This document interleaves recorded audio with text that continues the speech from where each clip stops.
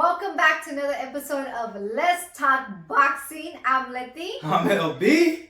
And what a shock. Wow. So we had Sebastian Fundora out of Coachella, California. AKA the Towering Inferno.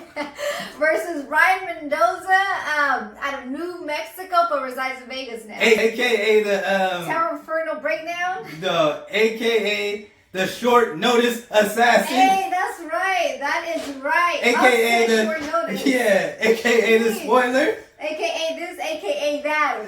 Wow. This was definitely unexpected. This is what boxing is about right here. Shit. Man, it's nice like this when you don't expect it. That just makes boxing just so amazing because we did not see this coming. No, and this was shocking. I think it was the last fight of the night. Yeah. And we had gone all throughout the whole day watching all the fights. Yeah. Going back from one card to one card. Yeah. And then the last one, we're just kind of kicking back, watching the fight. We kind of thought we knew how it would probably go. That was business as usual. Business as usual. And all of a sudden, we was like, oh shit. We're like, standing up. Everybody standing up in the living room. Yeah, that was just shocking. If you didn't watch that fight, please go watch that fight. We have Ryan Mendoza that upset it, Fundora, and he got the knockout from the Tower Inferno. And I was just talking about, I was like, that's crazy. If Fundora ever gets knocked out, like he's gonna fall from up here hella high. That's gonna be a bad impact. Yeah. And it happened. Let's get a little backstory. I mean, as you can say, this fight was a shocker. But yeah, so coming into this fight, we saw Sebastian Fundora in his last fight. He went ahead and got that victory, and then we also saw Ryan Mendoza, and he was a short notice opponent, and came in and he stopped Jason Rosario, who was a previous unified world champion, and retired him. Yeah. And and I remember, and a lot of he was an underdog in that fight, and I remember it was something funny in that at the end of that fight when he won, he was like, he said thank you to the city, and it was the wrong city. Oh, that's right. Yeah. It was like in Minneapolis or something like that. Yeah. Oh, that's I was like, dang. He said it wrong like 2 or 3 times. But he was just so excited. That's right. And he was he's had losses, so to come back like this on this stage and when it was impressive. So that's kind of like kind of Ryan Mendoza, before he got to this fight. And then so when the fight kind of got going, you want to get into the fight? Go ahead. When the fight kind of got going, Sebastian Fundora came out. He's like, yeah, I'm gonna show you guys a little bit different, something different. And when he said that, I was like, oh, is he gonna show us that he's gonna box? Because we already know that, Sebastian Fundora loves to bang on the inside, even though the man is listed as 6'6", but he probably 6'9" when you look at it, because I've been around some 6'6" folks, and it don't look that crazy.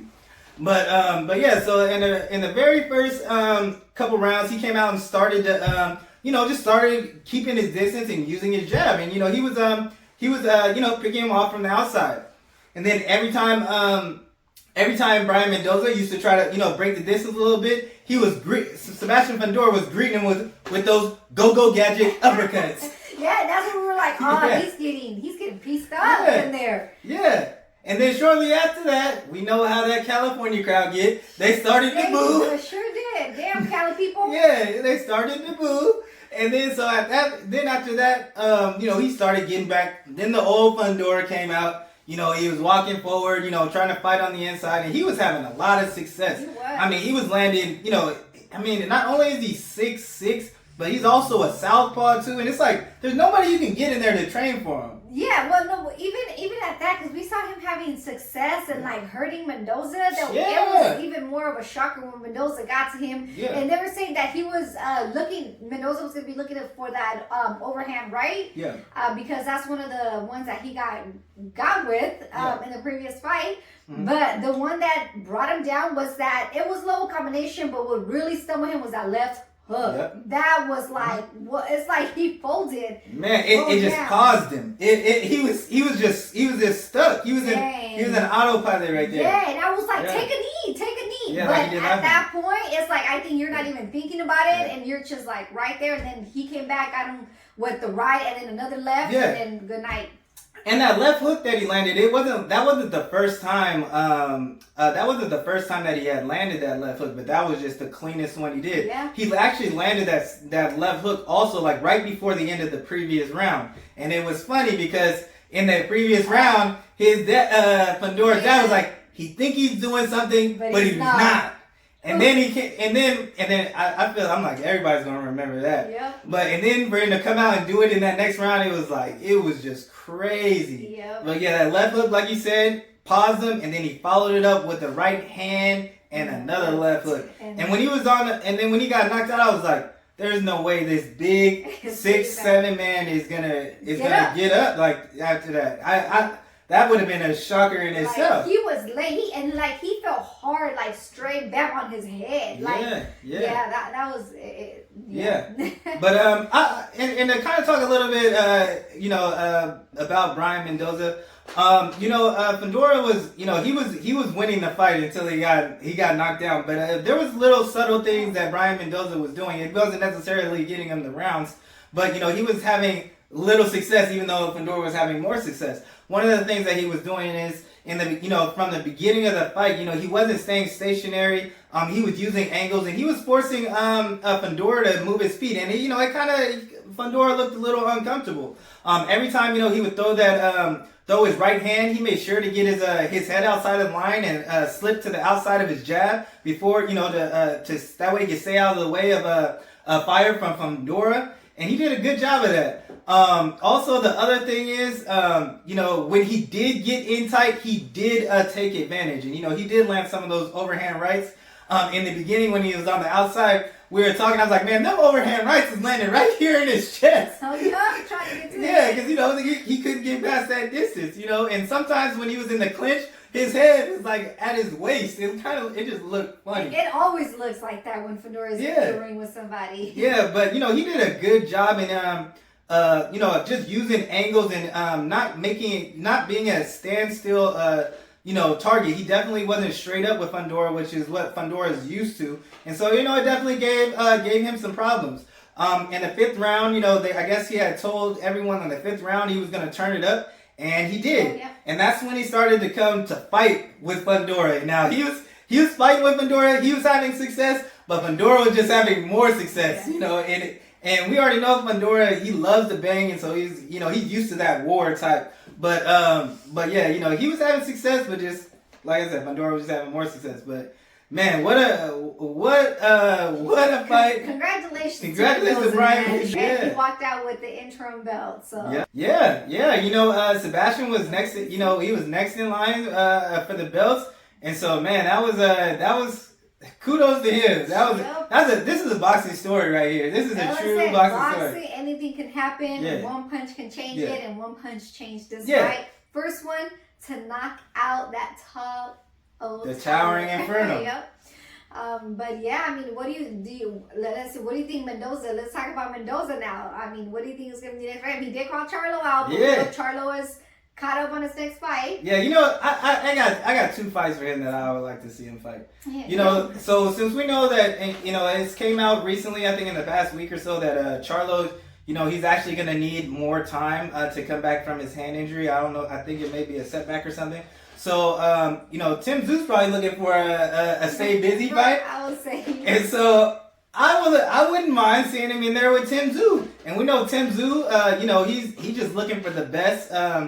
The best competition. He want all the smoke, and Fundora, him and Fundora would have been a good fight, because they were both mandatory positions. But since Brian Mendoza now took that mandatory position, I think that would be a good fight. Unified mandatory positions. Yeah, I think that would be a good fight, and that just clears it up kind of. Yeah. So I wouldn't mind seeing that, or I got another one. I got another one too. So Brian Mendoza. Oh, go ahead. Another one I would think in that division also that we do need to see back is Brian Castaño, because yeah, I didn't even think about that. I want to see. I really enjoy watching his style, and I think that, you know, as he said, he called out Charlo. You know, he had some success in the first fight with Charlo, so I wouldn't mind seeing that for him. And then they can kind of match it up a little bit more. As to how, if in the event that Charlo fight ever did happen. Yeah, I didn't even think about that, but yeah, where is Brian? Where is Castaño? Yeah, we need to see where he's at. But yeah, they're chilling, enjoing his money after those fights. But yeah, you know, that's interesting. That's interesting. Anyone else? But yeah, the other one I was gonna say, and I think even Brian Mendoza might like this fight too. So I would say like this: his last loss was against my boy Jesus Ramos. He was the last one. He was the last one. He was the one to beat Brian Mendoza. And I would like the fight, so why not make it a rematch? I would like to see the rematch, and this will also give Jesus Ramos a chance to be in position for that title shot. You know, and you know that win is looking better and better considering what Mendoza just did. He just beat Fundora. He just beat, you know, he also beat Jason Rosario. So, you know, Brian Mendoza is probably like, hey, if I, you know, who wouldn't want to get a chance to revenge their loss? Yeah, of course. There's a few fights, and now that he's got that, you know, he's got something, you know, to, I guess, to say, hey, come fight me, give me that rematch because I got this belt here. Yeah, that could happen. But yeah. So I like that one. I like that one as well too. But yeah, that's all we got. And also, you know, even though Fundora, you know, he did take this L, you know, it's not over for him. We still can't wait to see him back in the ring. Yeah, I mean, you're not gonna see that with no one else like that. And there's so many big fights, and also that's why I love that 154-pound division, because they all fight each other. It's all action. We didn't see before Charlo got there, belts were changing hands because that's just how competitive it was. So we just can't wait to see Fundora back in the ring as well and see who he gets matched up with. Yeah. But that's all we got. Let us know below what you guys thought of the fight. Also, let us know who you guys want to see them matched up with next. Yep. But that's all we got. So thanks for tuning in, y'all. And don't forget to like, comment, and subscribe. Or talk your shit. And